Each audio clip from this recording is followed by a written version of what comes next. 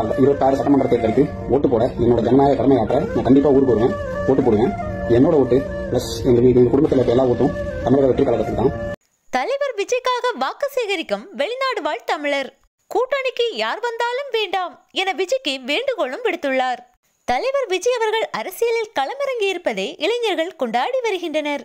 நிச்சயம் தமிழ்நாட்டில் ஒரு மாற்றம் வரும் என நம்பிக்கையும் வைத்துள்ளனர்.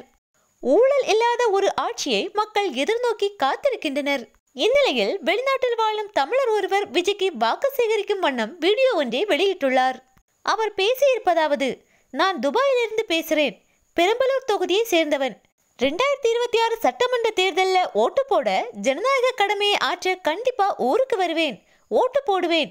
என்னோட ஓட்டும் என் குடும்பத்தில் இருக்கிற எல்லார் ஓட்டும் தமிழக வெற்றி கழகத்திற்கு தான்.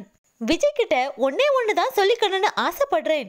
கண்டிப்பா கூட்டணி கட்சிக்கு போக வேண்டாம், கூட்டணிக்கு யார் வந்தாலும் சேர்க்க வேண்டாம், ஊழல் செய்யும் அரசியல்வாதிகள் வேண்டாம்னு சொல்லிதான் நாம புதுசா கட்சி ஆரம்பிச்சிருக்கோம். கவலைப்படாதீங்க, கண்டிப்பா நாம ஜெயிப்போம். இதுல எந்த மாற்றமும் இல்ல. என்ன நடந்தாலும் சரி, நாங்க உங்க கூட இருப்போம், கவலைப்படாதீங்க.